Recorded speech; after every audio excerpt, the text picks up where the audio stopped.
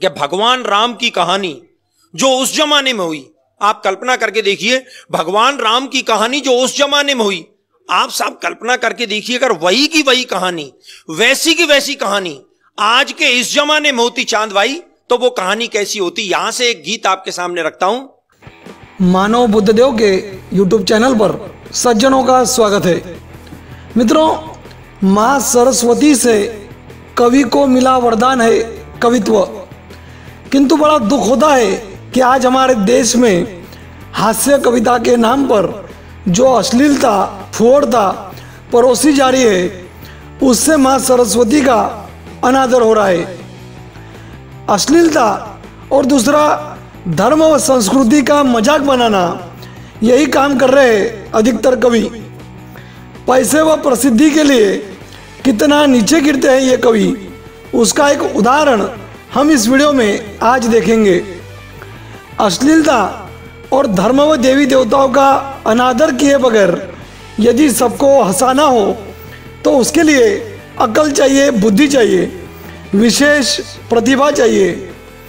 फुहड़ता अश्लीलता से हंसाना, ये तो आजकल कई छिछोरे किस्म के लोग कर ही रहे हैं। कई कॉमेडी शो, लाफ्टर शो आज जो टीवी पर प्रसिद्ध हो रहे हैं, उनमें अधिकतर छिछोरापन होता है, अश्लीलता ही होती है। ये कवि भगवान मकरंद है, भगवान नाम है, और भगवान का कैसा अनादर कर रहे हैं वो हम सुनेंगे अभी। रामायण का मजाक उड़ाया इन्होंने। ये यदि किसी गैर हिंदू धर्म के ग्रंथों का मजाक बनाते तो अभी ये इस धरती पर, आगे मैं कुछ नहीं कहूंगा, समझने वाले समझ गए। मजाक उड़ाया भगवान मकरंद ने हमारी प्यारी राम कहानी का, बार बार निषेध व्यक्त करते हैं हम इनकी बकवास वाणी का। कि भला हुआ जो राम कहानी हो गई समय पुराने में, लेने के देने पड़ जाते जो होती नए जमाने में, लेने के देने पड़ जाते जो होती नए जमाने में। अब सुनना साहब, वो राम की कहानी अगर आज के इस जमाने में होती तो लेने के देने कैसे पड़ जाते। इस जमाने में यदि राम कहानी होती, यदि राम राज्य होता, राम की वानर सेना होती, तो तुम जैसे राम जी का अनादर करने वालों को उचित दंड दिया होता राम जी के किसी वानर ने। लेने के देने पड़ जाते जो होती नए जमाने में।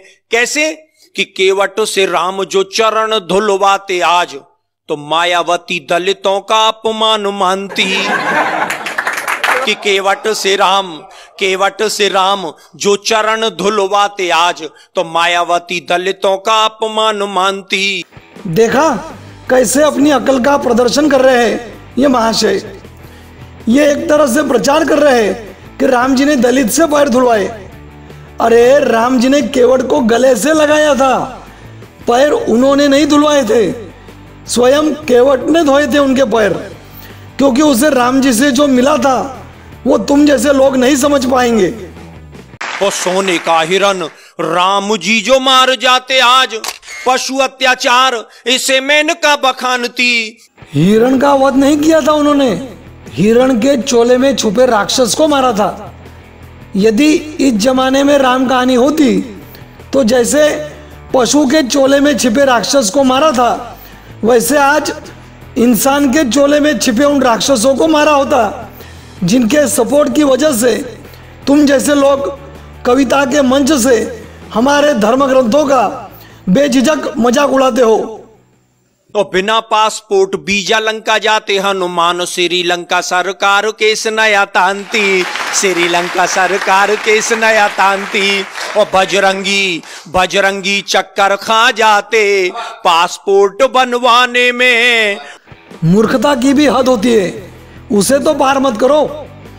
हनुमान जी को तो तब भी रोकने का प्रयास किया गया था।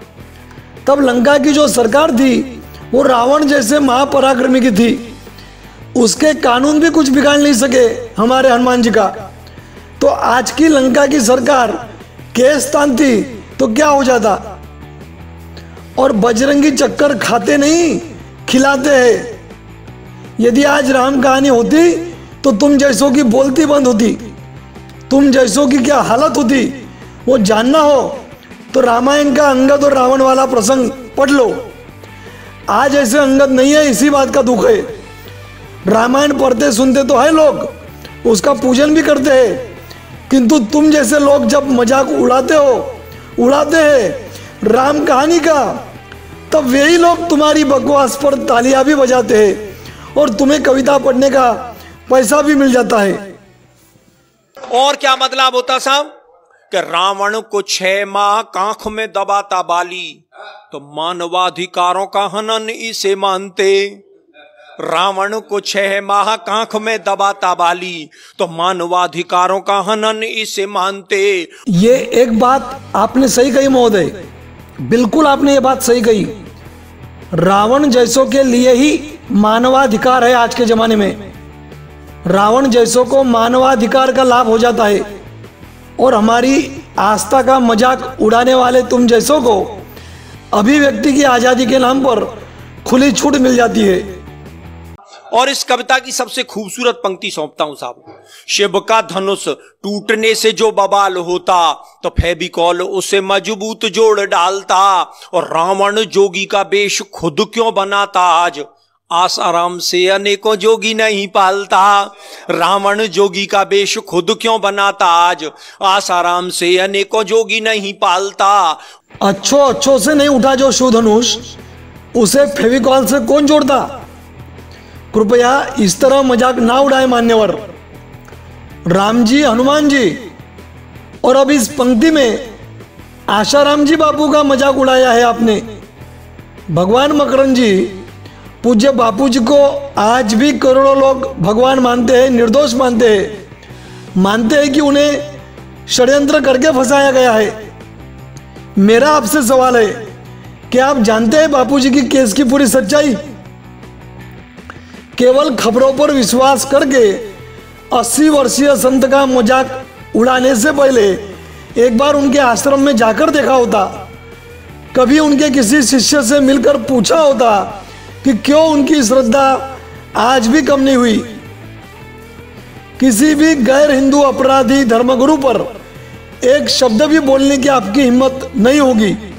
और जो अपराधी नहीं, केवल आरोपी है, हाईकोर्ट में केस चल रहा है बापूजी का, ऐसे संत पर कीचड़ उछालते हो तालियां और पैसा बटोरने के लिए। भगवान मकरंद जी, यदि मेरा यह वीडियो आप तक पहुंच रहा है, आप मेरे इस वीडियो को सुन रहे हो, तो नीचे डिस्क्रिप्शन में 2 लिंक दिए हैं मैंने, आप वे दोनों वीडियो भी जरूर देखिए और सुनिए। दोनों वीडियो खास आपके लिए नीचे डिस्क्रिप्शन में दिए हैं, ऊपर कार्ड पर भी देख सकते हैं। और सीता जी की खोज की दिशा को जानने के लिए वो बूढ़ा जामवंत नेट गूगल खंगालता, बूढ़ा जामवंत नेट गूगल खंगालता। और लंका की लड़ाई पीछे लड़ता सिपाही, पहले लंका की दीवारों से वो सोने को निकालता, लंका की दीवारों से वो सोने को निकालता। और स्विस बैंक में बंदर जुटते सोना जमा कराने में, भला हुआ जो राम कहानी हो गई समय पुराने में। भगवान राम जी के बंदरों को चोर और लालची बता रहे हो? लालची तो तुम हो जो 2 पैसों के लिए हमारे धर्म ग्रंथों का मजाक उड़ाते हो। धिक्कार है तुम जैसे कवि और तुम्हारी कविता को। अरे आज के जमाने में राम कहानी होती तो राम जी के निष्काम बंदर तो स्विस बैंक में सोना जमा कराते ही नहीं, किंतु जो गधे आज ऐसा कर रहे हैं उनके लिए भी स्विस बैंक में पैसा जमा कराना असंभव हो जाता यदि आज राम राज्य होता तो। भगवान मकरंद जी, आपसे निवेदन है कि कृपया इस तरह हमारे धर्म ग्रंथों का, हमारी आस्था का मजाक ना उड़ाए। मित्रों, यदि आप मेरे विचारों से सहमत हो तो कृपया कमेंट में जरूर बताएं और इस वीडियो को लाइक और शेयर करके अधिक से अधिक लोगों तक पहुंचाएं, ताकि उन लोगों को भी अकल आ जाए जो ऐसे बिकाऊ कवियों की कविताएं सुनकर तालियां बजाते हैं। धन्यवाद। हरिओम, जय हिंद।